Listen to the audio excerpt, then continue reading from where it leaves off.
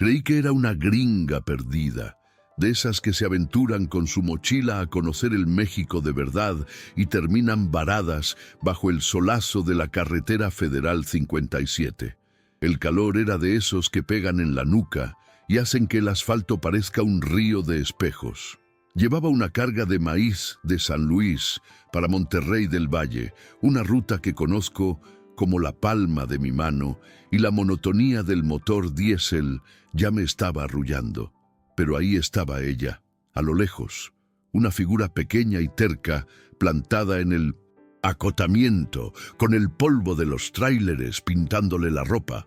No hacía señas, no pedía aventón con desesperación, simplemente estaba ahí, de pie, con la mirada fija en el horizonte, como si estuviera esperando no un coche, sino una respuesta. A medida que me acercaba, la vi mejor. Era joven, con rasgos asiáticos muy marcados y una piel que el sol norteño ya empezaba a tostar. Su mochila se veía pesada, de esas que cargan una vida entera adentro. La cabeza me gritó que siguiera de largo, que en 1900 estos caminos la desconfianza es el mejor copiloto.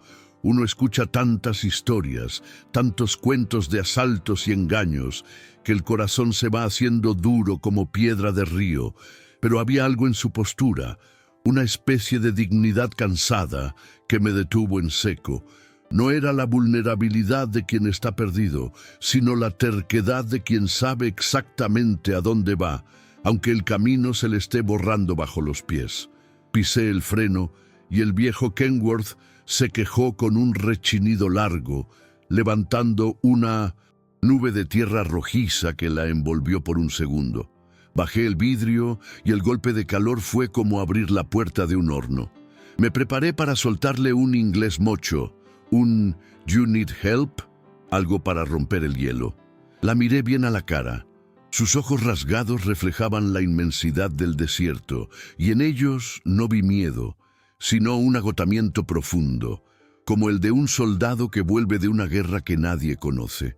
Era solo una muchacha, pero en su mirada cargaba el peso de varias generaciones. Mi instinto, ese que tantas veces me ha salvado, me dijo que esta parada no era una casualidad. Ella se acercó a mi ventana, protegiéndose los ojos del sol con la mano. Antes de que yo pudiera decir nada, habló, y su voz me desarmó por completo. No era el acento titubeante de una extranjera tratando de hablar español. Era el español perfecto, cantadito y directo del norte de México. Un acento de Sinaloa o de Sonora, de esos que suenan a carne asada y a gente franca. Me dijo, con una calma que me heló la sangre a pesar del calor: «Buenas tardes, señor. ¿Va muy lejos?». En ese instante supe que la historia que yo me había inventado en la cabeza se había hecho pedazos contra la realidad. Ella no era ninguna turista perdida. La invité a subir más por la sorpresa que por otra cosa. Abrió la puerta con esfuerzo y lanzó la pesada mochila al camarote antes de sentarse a mi lado. El silencio se instaló en la cabina, un silencio denso, lleno de preguntas que yo no me atrevía a hacer. El camión volvió a la carretera, devorando kilómetros de asfalto caliente, y yo la miraba de reojo. Se llamaba Naomi. Me lo dijo sin que yo le preguntara, como si supiera que el misterio me estaba carcomiendo por dentro.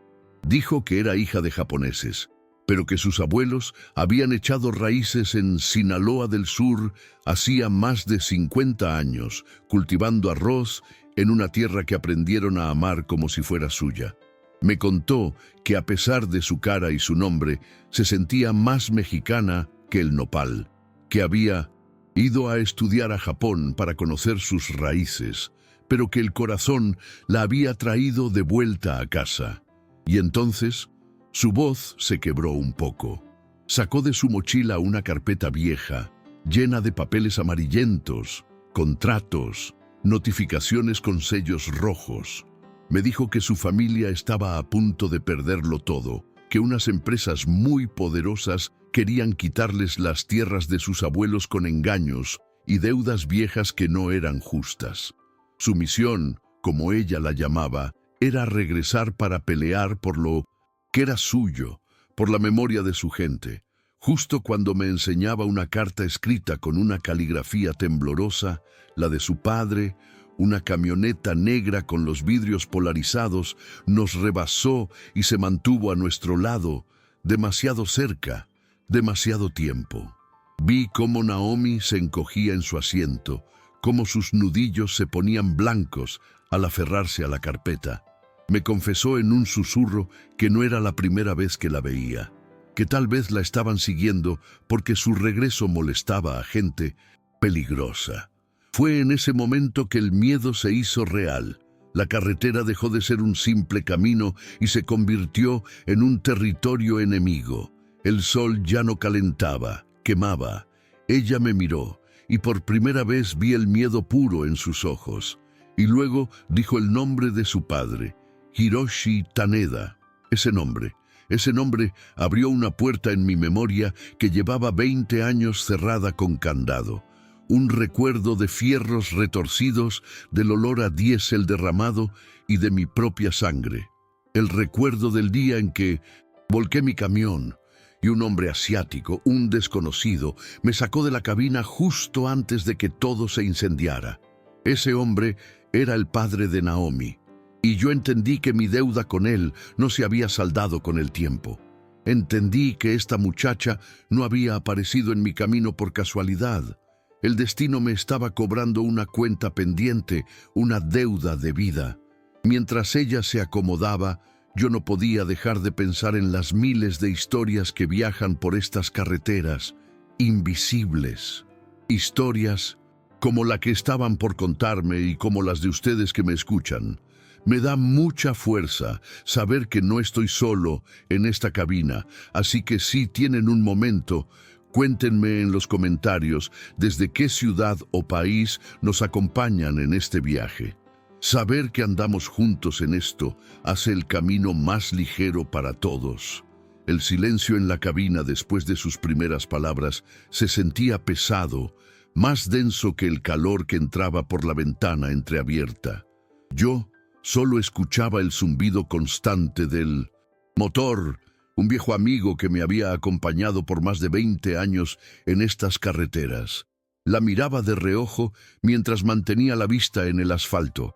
Era una imagen extraña, una muchacha con rasgos de tan lejos pero con el alma plantada en esta tierra, con un español que sonaba más norteño que el mío. Había algo en su postura, una rigidez en sus hombros que no encajaba con la de una simple estudiante volviendo a casa. Era la postura de alguien que carga un peso que no se ve, tratando de aligerar el ambiente. Le pregunté por sus estudios en Japón, más por llenar el vacío que por verdadera curiosidad. Le dije que debía ser un lugar muy diferente a nuestro Sinaloa. Ella tardó un momento en contestar, como si tuviera que buscar las palabras en un lugar lejano de su memoria. Dijo que estudiaba algo de negocios, de comercio entre países, pero lo dijo sin ganas, con la voz apagada. Luego, su mirada se perdió de nuevo en el desierto que pasaba a toda velocidad, y su mano, casi sin que se diera cuenta, se posó sobre la carpeta gruesa que llevaba en el regazo, apretándola suavemente. Ese gesto no me pasó desapercibido.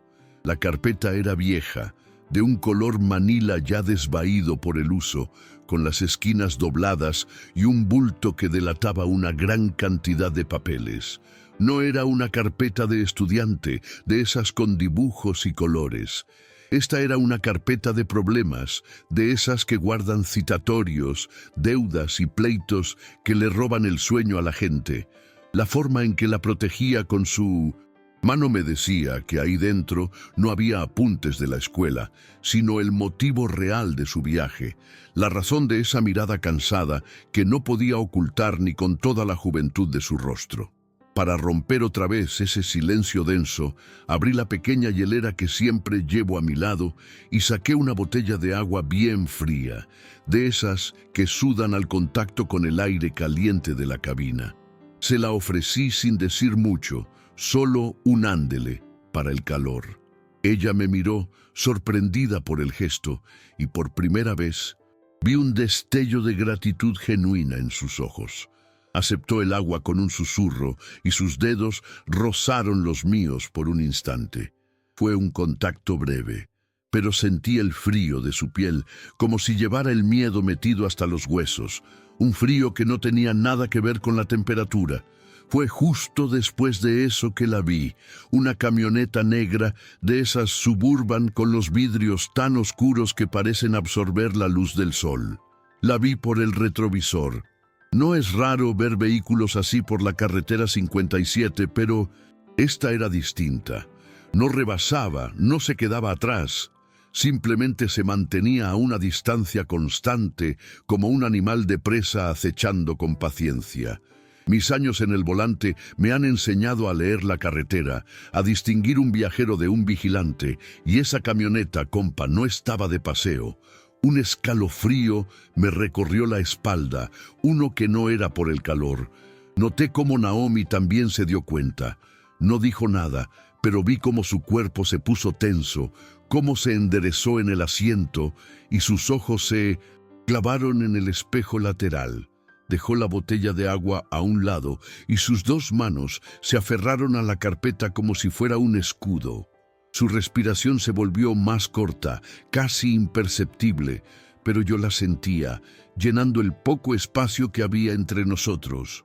El miedo de ella se me contagió, se mezcló con mi propia cautela de trailero viejo y se convirtió en una alerta roja que parpadeaba en mi cabeza. Con la voz más tranquila que pude encontrar, para no asustarla más de lo que ya estaba, le pregunté si conocía esa camioneta. Intenté que sonara casual, como una pregunta al aire. Ella negó con la cabeza muy despacio, pero no me miró a mí, sino al espejo. Sus labios apenas se movieron cuando susurró que no conocía el vehículo, pero que quizás sí a la gente que iba adentro. Esas palabras confirmaron todas mis sospechas. Esta muchacha no solo volvía a casa por un problema de tierras. Estaba huyendo de algo o de alguien. La tensión dentro del camión se podía cortar con un cuchillo. El rugido del motor parecía haberse vuelto más grave, más amenazante. Afuera, el sol de mediodía castigaba el asfalto creando espejismos de agua que nunca existían. Adentro, el aire se sentía helado. La camioneta seguía ahí, un punto negro y ominoso en mi espejo, un recordatorio constante de que no estábamos solos. Pensé en las historias que uno escucha en los paraderos, historias de gente que se mete en problemas con quien no debe, y recé en silencio para que esta no fuera una de esas. Entonces, la camioneta aceleró. Se puso a nuestro lado en el carril de alta. Pude sentir las miradas a través de esos vidrios polarizados, aunque no pudiera ver ningún rostro. Era una sensación horrible, como estar bajo un microscopio. Naomi se encogió en su asiento, tratando de hacerse lo más pequeña posible, queriendo desaparecer. Yo apreté el volante con fuerza, mis nudillos blancos por la presión. El corazón me latía fuerte en el pecho, un tambor de guerra anunciando que la calma de mi viaje se había terminado por completo. Fue en ese momento que la decisión se tomó sola en mi cabeza. No podía seguir derecho a Monterrey como si nada. No podía dejar a esta muchacha a su suerte. Vi un letrero que anunciaba una salida a una carretera estatal. Una de esas rutas viejas que casi nadie usa, que serpentean por pueblos olvidados. Una ruta que yo conocía como la palma de mi mano. Sin pensarlo dos veces, le dije en voz baja pero firme que se sujetara bien. Ella me miró con los ojos muy abiertos, una mezcla de miedo y confusión. Puse la direccional en el último segundo y giré el volante con una fuerza que no recordaba tener. El armatoste de mi camión se inclinó. Las llantas rechinaron un poco en la curva cerrada de la salida y dejamos la autopista principal atrás. Por el rabillo del ojo vi cómo la camioneta negra seguía de largo, sorprendida por mi maniobra repentina. Por un instante, solo por un instante, sentí que habíamos ganado un poco de tiempo, un respiro en medio de la persecución. Mientras nos adentrábamos en la carretera secundaria, un camino más angosto y polvoriento, le expliqué mi plan. Le dije que cerca de Fresnillo del Norte, a un par de horas de ahí, había un paradero de un viejo amigo, un lugar seguro llamado El Descanso, un sitio donde nadie la buscaría, donde podríamos detenernos y pensar con más claridad, lejos de ojos curiosos. Le dije que ahí estaría a salvo, que mi amigo era de confianza. Lo dije más para tranquilizarla a ella, pero creo que también para tranquilizarme a mí mismo. Ella no respondió de inmediato, solo asintió lentamente, procesando todo lo que acababa de pasar. Su cuerpo seguía tenso, pero sus manos ya no apretaban la carpeta con tanta desesperación. El sol comenzaba a bajar en el horizonte, pintando el cielo de naranjas y morados, y las sombras de los cerros se alargaban sobre el camino. El peligro inmediato había quedado atrás en la autopista, pero la amenaza seguía flotando en el aire. Sabía que ayudarla me estaba metiendo en un problema que no era mío, pero en el fondo de mi corazón sentía que era lo correcto. Mientras avanzábamos por ese camino solitario, me atreví a preguntarle por su familia, por esas tierras en Sinaloa del Sur que la habían hecho cruzar medio mundo. Quería entender la magnitud de su lucha. Fue entonces cuando me habló de su padre, un hombre llamado Hiroshi Taneda. Me contó que él le había enseñado a amar la tierra, que le decía que el arroz que sembraban no solo era comida, sino la memoria de sus abuelos, la prueba de que habían echado raíces en México. Hablaba de él con un orgullo y un dolor que se le enredaban en la garganta. Y fue ahí, al escuchar ese nombre, Hiroshi Taneda, que un recuerdo viejo y borroso comenzó a tomar forma en mi mente. Un recuerdo de hace 20 años, de una noche de lluvia torrencial, del olor a metal retorcido y diésel derramado. Un recuerdo de mi propio camión volcado en una zanja y de un par de manos fuertes, de un hombre con rasgos asiáticos que me sacaron de la cabina destrozada justo antes de que todo se incendiara. Un hombre que me salvó la vida y que después desapareció sin que yo pudiera siquiera darle las gracias como era debido. La mañana nos recibió con un silencio distinto, uno que ya no pesaba por el miedo, sino por el respeto. Mientras avanzábamos hacia Zacatecas Viejo, el sol pintaba de un color anaranjado los cerros áridos, y yo sentía cómo el recuerdo de la carta de su padre se había acomodado en mi pecho, justo al lado del volante. Ya no veía a una muchacha asustada a mi lado, sino a la hija de un hombre de honor, una mujer que cargaba en su mochila no solo papeles, sino la dignidad de toda su familia. Cada kilómetro recorrido se sentía como un paso más para saldar una cuenta que llevaba 20 años abierta en el libro de mi vida, una deuda que no se pagaba con billetes, sino con lealtad. Naomi miraba por la ventana, sus ojos fijos en el paisaje que se transformaba poco a poco. La tierra seca de Fresnillo daba paso a las construcciones de cantera rosa que anuncian la llegada a la capital. Noté que sus manos, antes apretadas con nerviosismo, ahora descansaban sobre sus rodillas, una sobre la otra, en un gesto de calma y resolución. No hablaba, y yo tampoco rompía el silencio. A veces, las palabras más importantes son las que se sienten en el aire, en el ronroneo del motor que nos lleva hacia el destino, en la certeza de que estamos haciendo lo correcto, aunque el camino sea incierto y peligroso. Al entrar a la ciudad, el bullicio de la central de autobuses nos golpeó de frente. Vendedores, maleteros, familias despidiéndose. Detuve el armatoste en un rincón donde pude. El sonido del freno de aire fue como un punto final a nuestro viaje juntos. Me giré para mirarla, buscando las palabras adecuadas, quizás un consejo de viejo, algo que le diera fuerza. Pero la verdad es que no encontré nada que sonara suficientemente grande para la batalla que ella iba a librar. Solo atiné a decirle con la voz un poco ronca que su padre, don Hiroshi, había sido un hombre como pocos, un hombre valiente. Ella asintió despacio, y fue entonces cuando lo vi. Una sola lágrima, terca y brillante, se deslizó por su mejilla, pero no era una lágrima de tristeza, era de orgullo, de conexión.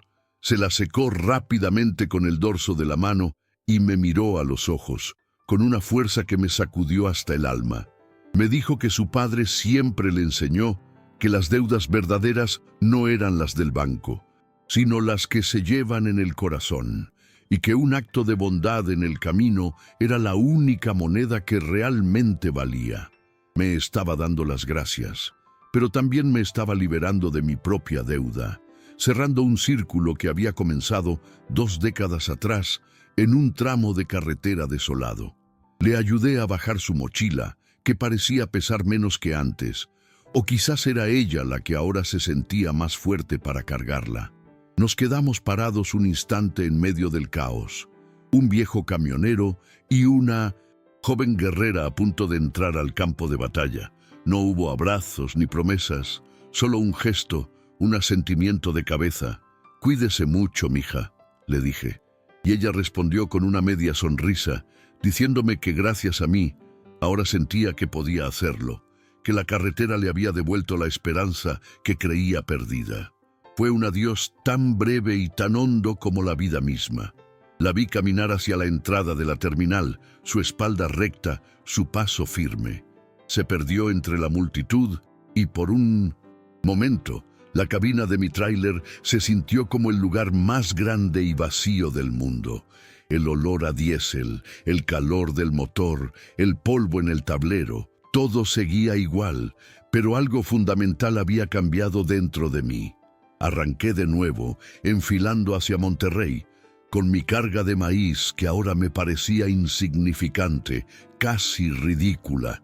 El verdadero cargamento de ese viaje no estaba en el remolque, sino en el asiento del copiloto que ahora estaba vacío. El resto del camino lo hice pensando en ella, en su lucha, en el legado de su padre. Me pregunté y me sigo preguntando a veces si logró salvar esas tierras en Sinaloa. Nunca lo supe, pero con el tiempo entendí que el resultado no era lo más importante. Lo que importaba era la pelea, la decisión de no rendirse, de honrar la memoria de los suyos. Esa muchacha me enseñó que hay batallas que se ganan simplemente por el hecho de darlas y que la dignidad es una semilla que, una vez plantada, nadie puede arrancar. Desde ese día, la carretera ya no fue la misma. Cada vez que veo a alguien solo en el arcén, recuerdo a Naomi y la lección que me dejó. Las deudas más grandes no se firman en un papel, se graban en el alma con la tinta de la gratitud. Y a veces, un simple viaje, una carona inesperada, puede llevarte mucho más lejos que a tu destino original. Te puede llevar de vuelta a ti mismo, a la parte de ti que habías olvidado, a la certeza de que en este largo camino de la vida, el acto más valiente es, y siempre será, ayudar a quien lo necesita sin preguntar por qué. La carretera nos enseña que las deudas más grandes no se pagan con dinero, sino con honor y gratitud. La historia de Ramiro y de Naomi nos deja esa semilla en el corazón, un recordatorio de que cada persona que sube a nuestra cabina, aunque sea por un tramo corto, puede cambiar nuestro destino para siempre. A veces, un simple acto de bondad es el pago de una deuda que ni siquiera sabíamos que teníamos. Si esta jornada te ha tocado el alma, si te ha hecho pensar en esas personas que dejaron una huella en tu propio camino, te pido que nos regales un pulgar arriba y te suscribas para que esta comunidad de la carretera siga creciendo. Cuéntanos en los comentarios qué te ha parecido. Tu palabra es el mejor combustible para nosotros. Gracias por quedarte hasta el final de este viaje, por escuchar con el corazón abierto. Este espacio es nuestro paradero, un lugar donde sabemos que no estamos solos, donde las historias nos unen sin importar la distancia. Si sientes el deseo de apoyar este proyecto para que podamos seguir recorriendo kilómetros y trayéndote nuevos relatos, puedes hacerlo a través del botón de gracias. Cada gesto, por pequeño que sea, nos impulsa a seguir adelante. No me queda más que desearte un buen camino, que la vida te trate con gentileza y que nunca te falte la fe.